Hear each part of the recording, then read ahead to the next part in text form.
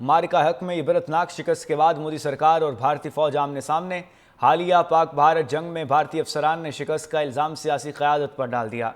Indonesia में India Pakistan air battle seminar के दौरान भारतीय navy officer captain Shiv Kumar ने भारतीय तैयारों के नुकसान का इतराफ़ कर लिया। कैप्टन शिव कुमार ने कहा कि भारतीय अफवाज खुद मुख्तार नहीं बल्कि सियासी अहकामात की पाबंद हैं। मोदी हुकूमत की सियासी मदाखलत के बायस भारतीय फ़ज़ाइया पाकिस्तानी फ़ौजी अहदाफ को निशाना ना बना सकी। दूसरी जानिब कांग्रेस की भी मोदी सरकार पर कड़ी तनकीद। कांग्रेस पार्टी की जानिब से ट्वीट में कहा गया कि मोदी सरकार ऑल पार्टीज इजलास बुलाने से गुरेज करके अपोजिशन और कौम दोनों से हकाइक क्यों छुपा रही है।